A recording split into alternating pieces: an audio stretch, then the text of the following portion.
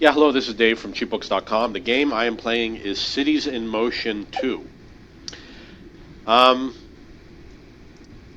as you can see, I have a city that's already uh, uh, had buses and trams and monorails laid out. And I'm going to talk a little bit about this game. I love this game. This game is a lot of fun. I got a lot of hours playing the game. The only problem I have is that my computer overheats, so I have to run it in the minimal graphics settings to prevent it from overheating. And because of that, the game at some point runs out of memory, so I can't add more lines to it anymore. And the game becomes a little bit slower. It's manageable. You know, I just run it in the faster mode. It's no big deal. And because I bought it on Steam, the Steam version has a bug, and the bug causes traffic jams, basically. What it causes is a vehicle will suddenly stop at a certain location. You can see, if you look here, you'll see this huge traffic jam. And the reason why is because of that bug. There's a vehicle somewhere that is refusing to move, and therefore all the traffic comes to a standstill. And it happens over and over in the same spot. Let's see if we can find out where it is. But the good news is I'm going to show you how to fix it. It looks like this area, you have to find the trains where they're, okay, this looks like the area, okay. Yeah, this is where the bug is. I'm going to show you right here. The bug is on this block right here. Because of this bug, there's a car over here underneath the tram. He's refusing to move.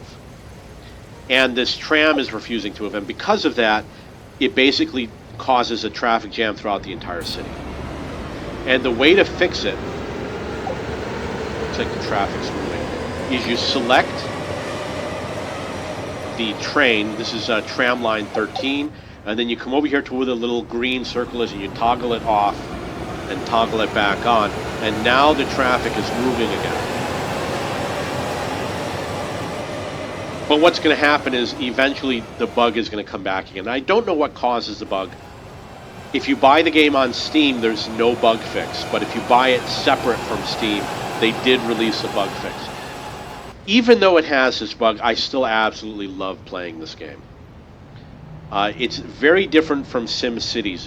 This game, the city is mostly built for you, even though you can expand upon it. But basically what you're doing is you're managing the flow of traffic, which includes the highway. It could include pedestrians, and it includes trams and buses, etc.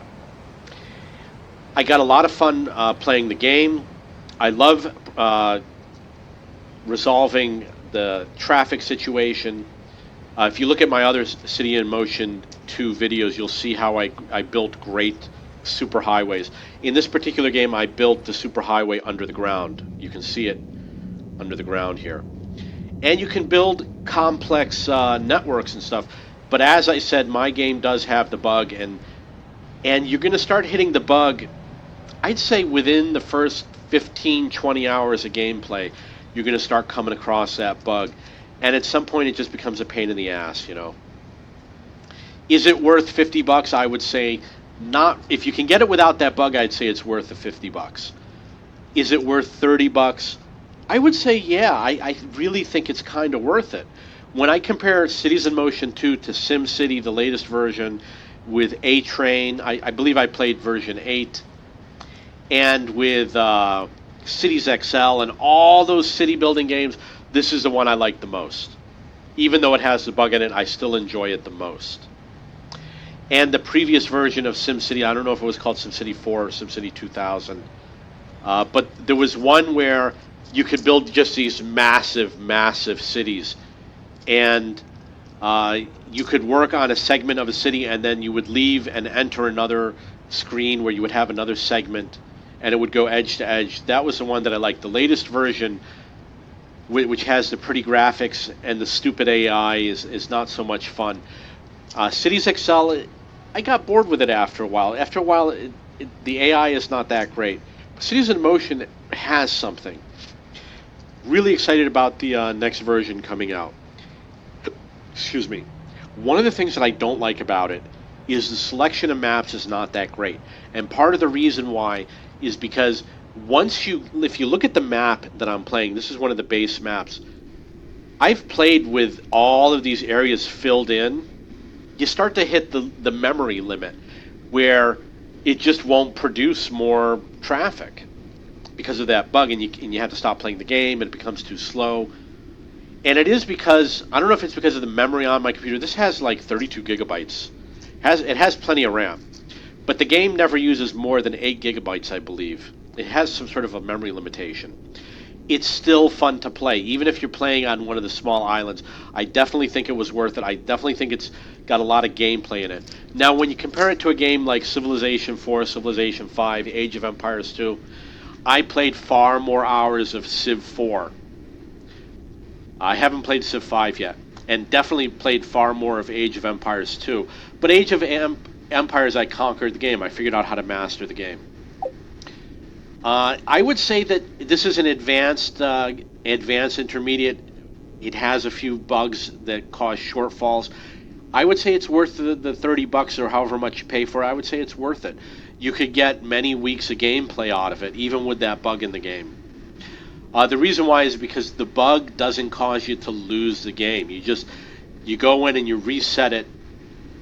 There was a game called Industry Giant 2 that had a similar bug, where a vehicle would just stop, it would cause a traffic jam, and that was absolutely a wonderful game to play. Or maybe it was called Transport Giant or Industry Giant 2. I don't remember, because they made a lot of similar games with kind of different names. But it ruins the game when you have that little bug in there, which is otherwise a great game. So if you do buy it, don't get the Steam version. But otherwise, this is a great game to play. You can have many hours of enjoyment, and I hope you like the game.